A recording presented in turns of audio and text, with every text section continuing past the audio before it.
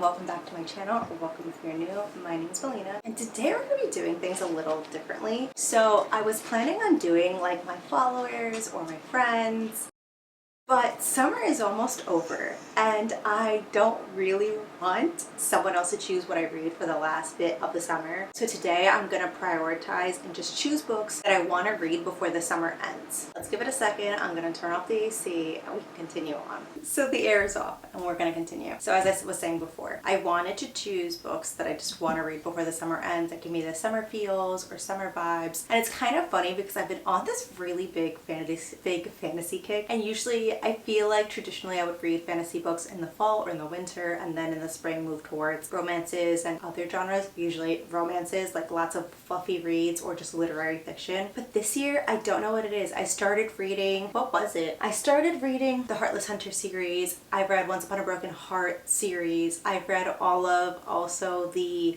Kingdom of the Wicked, Kingdom of the Cursed, Kingdom of the Feared. So I've read all of those, and basically I've enjoyed all of them. Nothing has been bad. I mean, there's definitely favorites within the group, and I will be doing a full summer wrap up at the end of August, but as of now I've just been really enjoying reading what I want, doing some reading vlogs. So if you're really interested in my thoughts as I've read some things throughout the summer, definitely check out that video. I didn't do the best at, obviously it's like a week out of 2 months so far of reading, but let's just get into it. I've been chatting for a little bit. So first and foremost, I did start reading Elsie Silver, right? Yeah. I started reading Elsie Silver last month and I actually really enjoyed it. You might not know this, but I had a huge phase in high school where I would go to the thrift store and the books that were like super affordable and they had a lot of were cowboy romances. And so I went through a lot of cowboy romances and I really enjoyed them. Like, the world is just so different from the lifestyle that I live. I find working on a farm and ranch such a fun thing to romanticize, and so I had a great time. And then I kind of drifted away from that. You know, the trends have changed, and even though those were adult romances at the time, they were like the cheap like mass produced paperbacks that I found. I can't even remember who the authors were off the top of my head, but I would just binge them because it was like $1 or $2 a book, and I would just, you know, eat them up. So Elsie Silver has been really popular on Book Talk, BookTube, Book everything, the whole online book community. And so I did read the first one, which was Flawless, which is great because that was a book in my like 2025, so I felt really nice to finish that off. But now I want to continue and read the second one, and the second one on the list is Heartless, I believe, unless I'm wrong, but it is Heartless. And this follows the oldest brother. I'm pretty sure this is obviously going to be a single father, younger girl romance. Don't quote me on that, but I'm pretty sure that is what happens because it does follow the female main character from the first book, her best friend, and they are like in their late 20s, and the male character in the first book was in his early 30s, and since he's the oldest, I would assume then he's like late 30s or maybe even 40, but I would say he's in his late 30s, so it's maybe like a 9-10 year age gap. And I'm excited to read it because I think I'm gonna like this one more than the first one. The first one, I mean, without giving too much away, it definitely focused a lot more on the physical relationship between characters, and I hope that this one is a little bit more on the emotional side of things, but we'll see. Who knows? So that's my first one. I want to finally continue reading the Dirty Air series. This is the third one. There's 4 in total, and I just want to read them, have my opinion, and probably get rid of them, probably unhaul them, because I just feel like they're good, they're fine, I've read them, and I'm ready to like give them to the next person who wants to read them. I mean, maybe not. Maybe these last 2 books will change my mind, but based on reading the first one and the second one, I probably will unhaul the series after reading them all. It kind of sucks because I do find these covers to be really beautiful, but what am I going to do? I can't keep a book just because the cover is really nice. Okay, so if you did watch my July TBR video, I did a really bad job at keeping to that. I just kind of have been in this sort of book slump, and I've just really struggled to keep with my TBR. I'd rather not follow a TBR and read what I want versus actually fall into a book slump to force myself to read books that I know will be good, but I'm just not in the mood to read. Now, one book that I did want to read on there, I just didn't have the time to read, is Quicksilver, and I'm planning on reading that this month, hopefully. Again, I've been in a really fantasy mood. I think I'm going to like it. It's all my friends who have read it have enjoyed it, and the second one comes out this fall, so it'll be the perfect time to read this right before the fall time. Then again, I have to stick to some fluffy romance. I have to stick to some fluffy romances, and so I wanted to read Hannah Bonam-Young's next book, and this is Out of the Woods. This follows the other best friend couple in the Out on a Limb book series, book world. This couple is really interesting because it is a second chance romance. It does follow a couple that is married already, and I always find those stories very interesting because it's so easy to be like, and they lived happily ever after, and then you don't know what happens after the fact. So this is kind of cool because it is an after, and obviously they're not doing as well, but they kind of probably find themselves back to each other, and those are really magical too. Like, it's a happily ever after, but like a part 2. So I'm excited to read this. I hope that it's as good as the first one because I really enjoyed Out on a Limb for a lot of different reasons, but I just felt like it just, I don't know, it hit all the right spots. Finally, I did say this at the beginning of the summer and I never got to it. I keep putting it off, but I definitely want to read Beach Read. I know Beach Read technically is not a stereotypical, like, it's not a light, easy read, but I still feel like it is Emily Henry's best work, or tied for best work with Happy Place, and I just feel like I want to refresh my mind on all the little intricate little lines and moments that I just probably don't remember. I read this probably about 5 years ago, maybe 4 years ago, and I loved it. I'm really looking forward to this. This is like the kind of book that I've always enjoyed, you know, a literary fiction with a tinge of self-discovery and a tinge of romance, or it's romance and literary fiction like 50-50%. That's kind of what this feels like, and I don't know. I'm really looking forward to it because I think the first time I read this as a Kindle book. So this book I bought after the fact, and it'll be really fun to just read through it, underline, annotate everything. That's something I really want to do. Now, this, I did show this, I guess, again in my book haul video, and it was 28 Summers by Elin Hilderbrand. I'm so bad with names. I'm so sorry to butcher them. I got this out of a little free library, and I did watch that TV show on Netflix that's based on one of her books, and I just feel like a lot of people really enjoy her writing, and I just haven't given her a try. So I thought that I would give it a try for myself. The name is 28 Summers, so I feel like if I don't get around to it now, I probably won't get around to it until next summer unless I go to like a warm location somewhere. So I have to read this.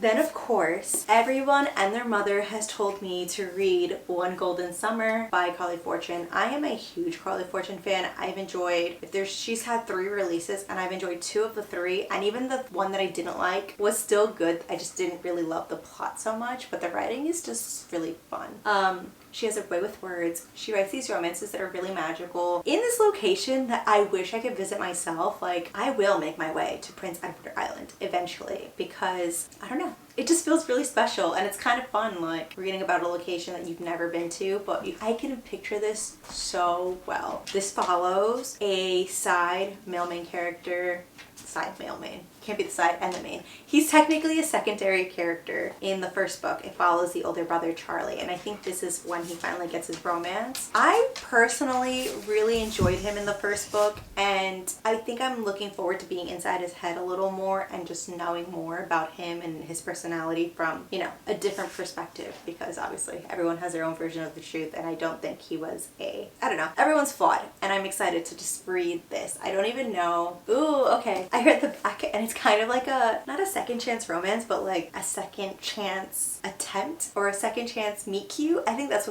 that's the better word. Like, they had a moment, nothing really happened from there, but now something may happen, and those are really fun. So I definitely want to read this. This is for you, Michaela. You have told me to read this so many times. You have hyped this up so many times, and I'm looking forward to that. And finally, this wouldn't be a TBR of mine without having a Chelsea Curto book in here. I actually wanted to read a Heather Garvin book, and I just oh, it's right here. Cool. I could just add it. No, it's not here. That's not exactly where it was. Okay, well, we'll talk about this and we'll move on to the other one. I could do whatever I want. I could add as many books as I want. It wouldn't be a chaotic TBR without me adding books, as always.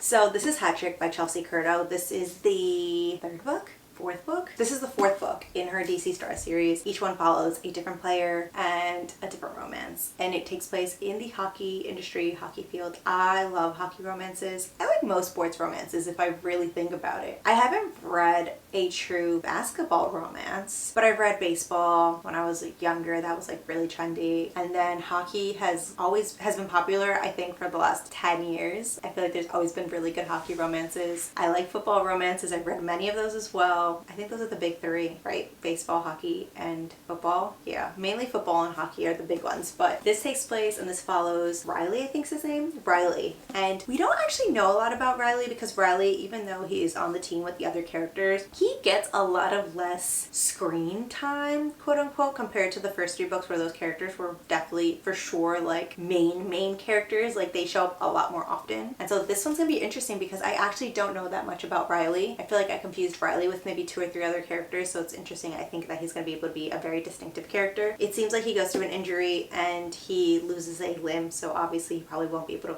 professionally play hockey anymore, and I'm really interested to see how she pulls it off in a way, because I just feel like things with grief and things involving grief that involve maybe a loss of a limb, it's just probably really difficult to write about if you have never experienced it yourself. But if anyone can do it, maybe Chelsea Curto can. I've heard nothing but good things about this book, and I do already really know, or I know the female main character really well, and I'm really looking forward to that. And she has another release coming out very soon, so I just want to get ahead of it and make sure that I don't fall too behind. And I think that's it. I'm keeping it, I mean, it's not really short and sweet because I just left it. Oh, before we forget, sorry about that. I have personally, wasn't planning, I didn't think too hard about what this TBR is going to be. Obviously, I want to add one more to the list. I know I have quite a few books, but I've been doing a good job. I think I read 10 books this month and 12 books in June. So I'm on a roll, and I'm right here. 1, 2, 3, 4, 5, 6, 7, 8. I could add 9 then, and it's fine. So last month I finished reading one of Heather Garvin's backlog books, Crossing the Line, which only leaves me 3 more, but I only own 1 more of them, which is Make Your Move. It is a cowboy romance. So I'm really excited. I think Heather Garvin is an amazing writer, and interestingly enough, reading her backlog, which was Crossing the Line, I was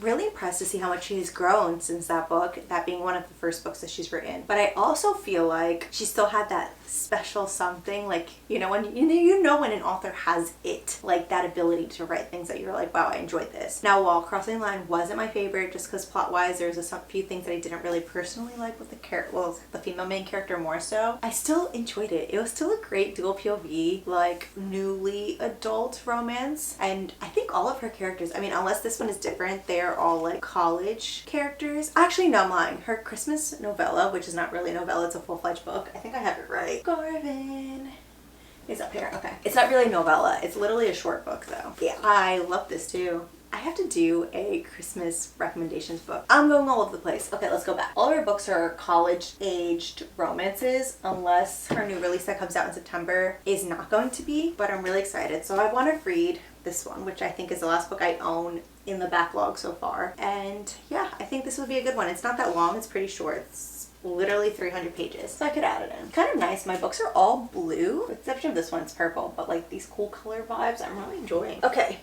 so I know I might not that was a disaster. I'm not trying to pick them up again. I'm just gonna leave them over here because I don't want to damage them by accident. So I know that I didn't do a very good job. I know I didn't do a very good job at keeping to my July TBR, and I did mention this already, but I'm gonna really try. It's August, it's the last month of summer for me officially, before we start like fall time and fall books and fall weather. So I'm going to really put a lot of effort into this. Obviously I do have some priority books versus books that I just like hope to get to, and if not, I can push it along. Like Quicksilver is a book that I hope I get to, but if I don't, I'm not mad because I could just read it in September and it'll be okay.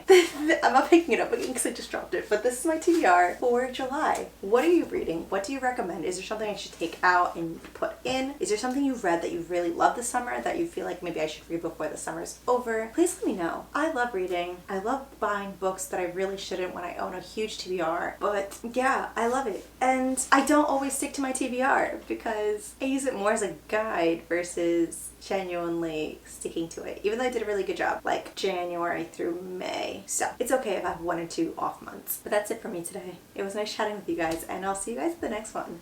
Bye.